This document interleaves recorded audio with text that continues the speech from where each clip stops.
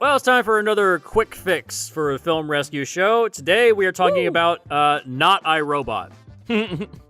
We're talking about Surrogates from 2009, directed by Jonathan Mostow. I guess most well known for Terminator 3: Rise of the Machines. Yeah. The one where they all die. The one where they all die. Yeah. I'm curious, how could you confuse this movie with iRobot? So here's the plot of Surrogates, or I'm sorry, the plot of iRobot. So a cop gets involved in a crime investigation involving James Cromwell in some way, and that leads him down a path where all these robots are around all of society that somehow allow human life to be much more easygoing. Turns out there's a giant conspiracy by the robots or something to somehow take control of the world or destroy the world, one way or the other. It makes no difference. And that leads our main character to essentially shut down the hive mind, and that shuts down all the robots, and then the main character finds some level of peace at the end. The end. These are the same plot. Yep. But I would say this one is definitely nowhere near as good. Yeah, And even then, I wouldn't say iRobot is good. At least Will Smith has charisma, even when he's being an asshole. Yeah, that's the thing. Like, at least iRobot has charisma, although iRobot also opens up with, like, 10 different product placements, and that pissed me off. True. Yeah. Yeah, this one got suggested to us. We were going to put it on the main film rescue chopping block, but honestly, there's nothing plot-wise really to change. It's a good premise. Yeah, and the plot of the actual film is almost directly lifted from the comic, the first storyline written by Robert Venditti. I've met Robert. He's a really nice guy, great writer. I actually a really good photo of me and him at Baltimore Comic-Con 2015, where I had the fake Bloodshot poster. That was back when I looked like I was chiseled like marble. Yeah, I looked really good back then. But I actually was talking to him about this movie at one time, and I said, you know, that movie's not very good. And he was like, yeah, I know it's not very good, but they paid me. So he got paid, so he was happy. But yeah. Good for him. Even he agrees the movie's not great, but it's mainly not the plot that's the problem. It's the filmmaking that kind of breaks this movie. Yeah, Dutch angle much? Oh, God, it never stops. Yeah, I think the only thing that I think this director really likes Battlefield Earth. True. I think the thing that bugged me the most was this movie really leans on cop noir tropes in that every single trope here is done. The person who brings them the case is ultimately the bad guy. The woman is involved in some way in the plot in the background. The main character's grizzled and cynical and all that other shit. The leader of the new way is actually a faker and not really who they seem. Like they really tropes are a crutch for this movie. Yeah. But the thing is, like, a lot of this stuff is actually in the book. There's certain things that aren't in the book, like the prophet in this film, played by Ving Rhames, who is horribly miscast. He's actually he's not a surrogate. He's actually a person. He is named Zaire Powell in the comic, and he and the main character, Tom Greer in the film, Harvey Greer in the comic, they have a history together. They know each other. The film, they don't know each other. Yeah, and it is basically, the book is basically just kind of like Blade Runner. It is a cop investigation. There is a guy going around that is deactivating or destroying different surrogate models. It's the same premise. It's just there's these ever so slight changes that kind of ruin the story and ruin the intrigue. And a lot of it is carried by the artwork, but there's also great background details, like delving into like the benefits of having surrogates. This is a great concept. Yeah. I the first time I saw it, I was intrigued by the concept, and I couldn't figure out why the movie let me down so much. And I think it's just because they didn't explore that much.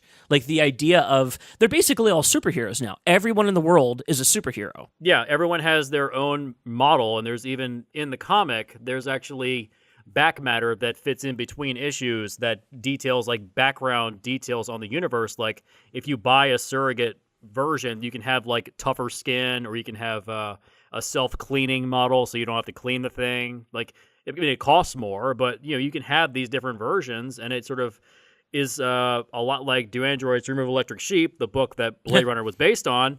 Having an actual live animal is sort of like a status element. Yeah. Whereas in this, the better the surrogate is, it's a status element.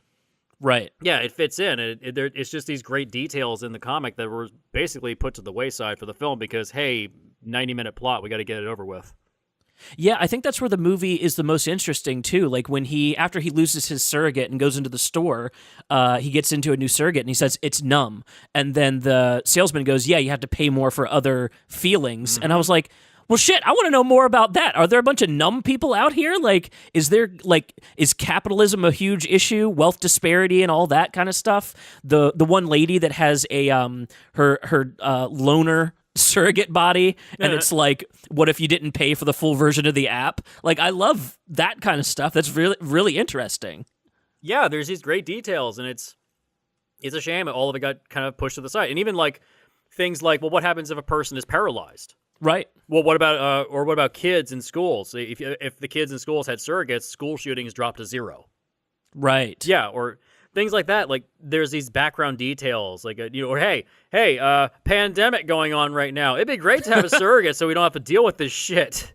Wouldn't it be amazing? Wouldn't it be a wonderful world? Like there's these great details that are just thrown out because they said, oh, the plot's more important, and even like production details that just bothered me. Like the thing that's destroying the surrogates in the film is very different from what it is in the comic. In the comic, it's this set of electrified gauntlets. It's these EMP gauntlets. But I think they changed it because a year before Iron Man came out, and it looks a lot like Iron Man's gloves. Right. So they said, all right, we're going to take that out. But the thing that they made, it looks like a cross between a next-generation phaser and a dustbuster. Yeah. It looks like somebody took the end off of a vacuum. It's true. Yeah, the prop master really should have been fired on this one. This is terrible. And the perfect example for how little this movie tried.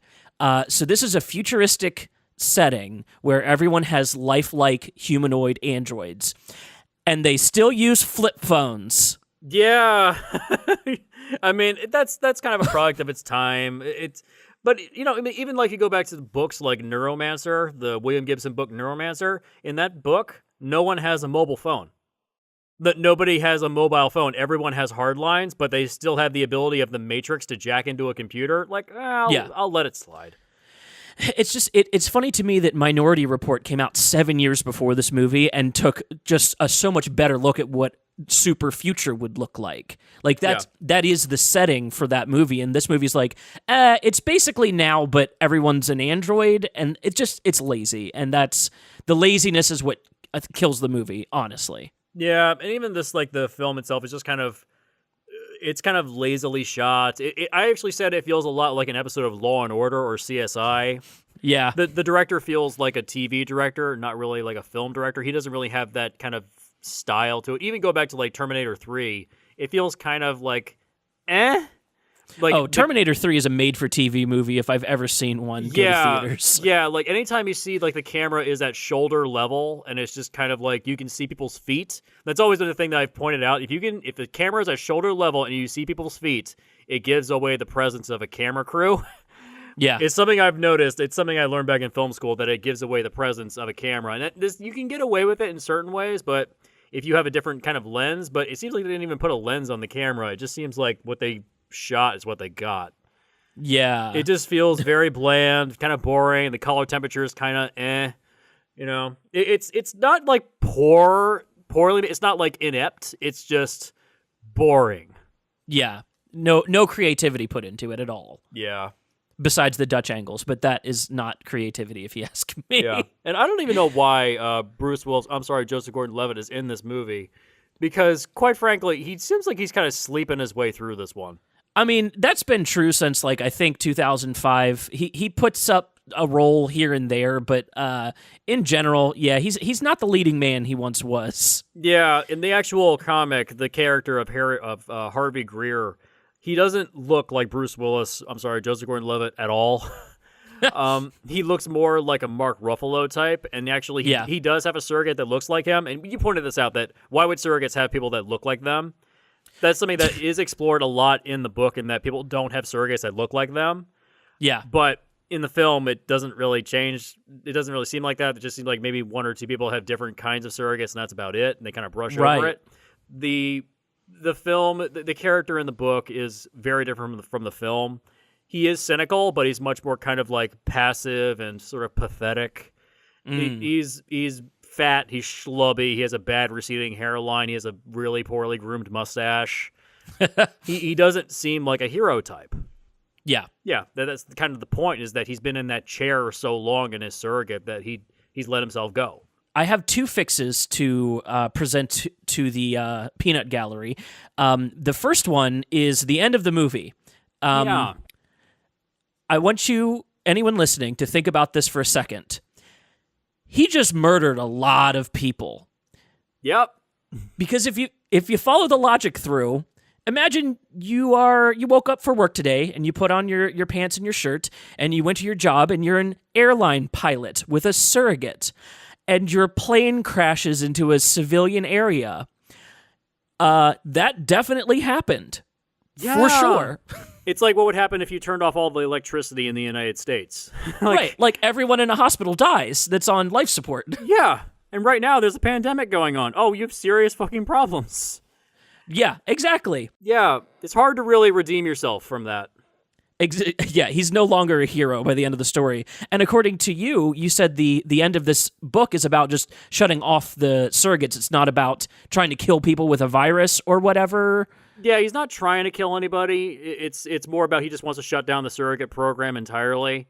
And by the end, it's not Greer that makes that decision. It's actually the bad guy achieves what he wants.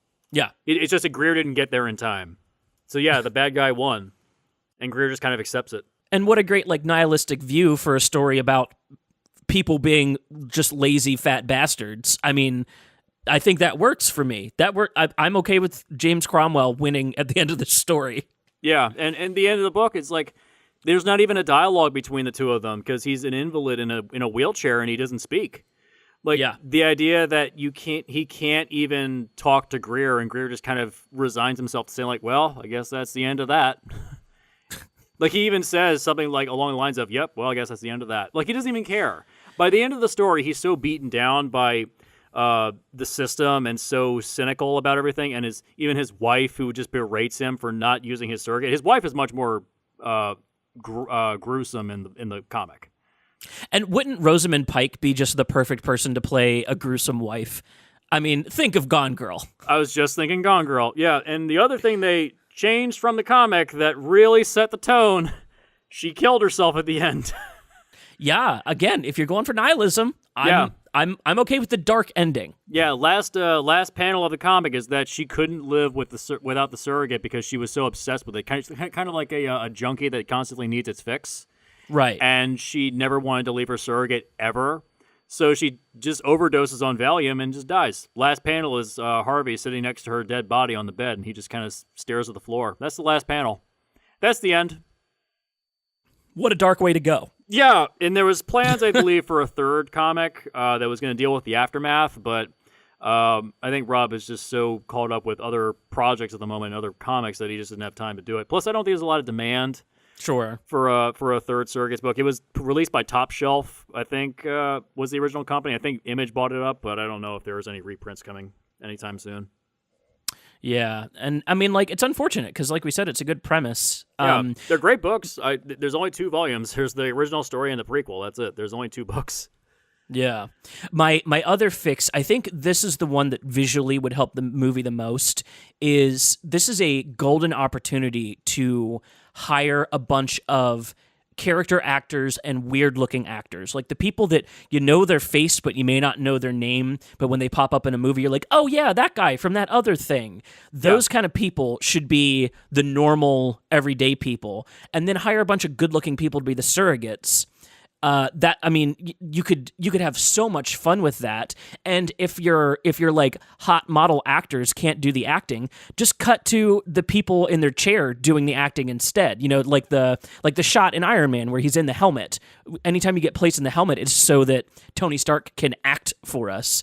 I think that would really visually separate everything out. You could even have it so, like, anytime we're focused on a normal character, the color palette's muted and gray and ugly, and then when we switch to Surrogates, it's, like, vibrant and neon and beautiful, and then you could have this really good-looking dichotomy. I think that would help it a ton, especially for a story that ends so cynically, having that visual kind of separation. You know the last few frames of the movie are going to be as cold and dark as the last few panels of the book. Yeah, and you can have actors that look completely different from the surrogate models. Like, have weird people like I don't know, Fisher Stevens, and like, but his surrogate model is Brad Pitt. Right. Like, that's who he wants to be. Or hell, you can change gender. Like, you can have this be an exploration of like gender. Like, what happens if somebody wants to experiment with like homosexuality but doesn't want to do it for real? Right. This is where that would come in. And I actually would pitch the concept of this should be a TV series. I'd watch it. Yeah, because that way you can explore the different ways surrogates are useful. Like, well, you shut down all the surrogates, but that means that a 15-year-old boy with paralysis can't get out of his chair anymore to go do the things he wants to do with his life. Right. You just fucked over someone's life. Exactly. Things like that really would help. Or let's say there is a pandemic happening in a certain part of the country, and now the surrogates have been shut down. Well, now what? Right. Like, these things, like, they would really be, it would be beneficial to explore them, but you can only really explore them with a TV show, because then you'd have time. Sure. Yeah, this would be better as a TV series, not as a film. Because because the problem is you're gonna inevitably be compared to iRobot. We just did it. Right. Yeah, so make it it's a TV unfortunate, show. but it's true. Make it a TV show, and you can get away with it. Even like a limited run. I'm thinking of that Nicholas Winding Refn got into TV with Amazon. He did a 8-episode, it's basically an 8-hour movie. But oh, yeah. Was it Too Old to Die Young? Yeah. And it's good. So, I mean, I'd give him the project in a heartbeat. Yeah, it's Miles Teller, and he has a very punchable face, but he's pretty good in it. True. Yeah. You had a suggestion for a change in lead actor as well. Yeah, I suggested Mark Ruffalo as the lead actor because he looks a lot like the character from the comic. Ding, ding, ding, ding, ding, ding, ding. Yeah, I agree. That perfect casting. He's so much more, like, he can do, I think, the depths of the cynicism we want to go for. I would just get sad watching Bruce Willis be sad because he's already kind of sad. Yeah, and you need an actor who's a little bit more on the schlubby everyman type. Yeah. Don't cast an action guy. Yeah, exactly. Yeah, this is the kind of place where you don't want a big action star to be your lead actor. Well, and there's not even that much action in the movie. I feel like they pumped up a couple places that like didn't even need to be that long just to hit the 90-minute mark. Like when he's chasing the guy with the EMP gun, that scene is just a Terminator scene. Like it's literally just a Terminator scene. It's way more interesting in the comic because the actual thing that he does is that he has I think they give him the name Steeplejack. And he has a harpoon gun that he uses to launch himself across rooftops like Spider-Man. That's awesome. Yeah, it's more interesting in the comic, but of course, I think the thing was that just budgetary reasons they just didn't do it. But also because practicality just doesn't quite make sense for them at this time because, you know, how is Bruce Willis supposed to keep up with that? Because, hey, we're trying to make a straightforward action movie. But it's not really an action comic. There are action moments, but most of it's just people standing in rooms talking. Yeah. They really just cut a ton of dialogue and just bumped up the action scenes. Yeah, and it suffers for it totally because that dialogue stuff would have been the most interesting parts. Just some of the ideas presented, the humanity of it all. Like, how do you have a movie that's about the loss of humanity and not really touch on it? Yeah, like, and that's the thing. This is a 90-minute runtime, and I feel like this would have benefited from a 2-hour runtime. Yeah. It needed those moments, people just kind of standing around talking. Occasionally they get it. There's that one scene of Bruce Willis in the hallway with Rosamund Pike, and it's right after he punches a surrogate in the face. Right. That one scene where he kind of like is just desperate for her to step out of that room and just be his wife again. That one scene kind of almost gets there, but it's really stupid that he went and punched the shit out of a surrogate. Yeah, more of that, please. I would like more of that stuff. Yeah. And by the way, the whole thing where they're kind of like juicing up with those electric prods, that's new. That's not from the comic. Yeah, that was kind of silly to me. That's just dumb. How do you not overload the surrogate? Right. Like, Yeah, they go out of their way to not answer questions that I have, and for that reason, I don't enjoy this movie. But I think a couple punch-ups here and there really could get it into a really interesting place. I mean, just look at Blade Runner 2049. Like, who expected that movie to have the depth and breadth that it has? And it's because the creator took the time to really question stuff about that world, and it pays off. The best scene in that movie is the scene where the prostitute comes to meet up with Kay, and the hologram merges with her, and it's like, oh, nothing's happening in the scene, but everything's happening in the scene. Exactly. That's more of that. Please, more of that. Yes. Well, I think that's going to do it for this one, unless you have any other additives to throw in to make this an even better pie. Just read the books. I'm sure they're readily available. We are big advocates for reading the source material on these shows, for sure. Yeah, and it's not very long either. Each book is only about 5 issues long, so it's 10 issues. It's not that much out of your life. Oh yeah, that's a non-commitment. That's a sitting in an afternoon. Yeah, there you go. If you enjoyed this, please subscribe to our channel. Check out some of the videos that will get suggested at the end here. We really appreciate it if you'd leave a like as well. This is a spin-off from a larger podcast and series of podcasts that Montressor Media runs. You can check all of those out on any podcast streaming apps. The name of the major show is called The Film Rescue Show, where we do basically this over the course of an hour and a half to 2 hours. Sometimes more, depends on the movie.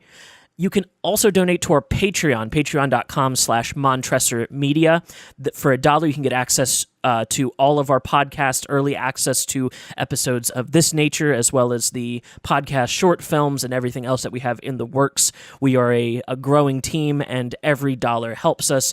We have a goal set right now. If we hit $300 in patron donations, we'll be able to get a studio and start doing this live and over Twitch and video versions of everything, which I guess people like better because, hey, that sounds fun. You can also follow me at Seth X Decker, and you can follow Jesse at Hardcore B-Shot on Twitter.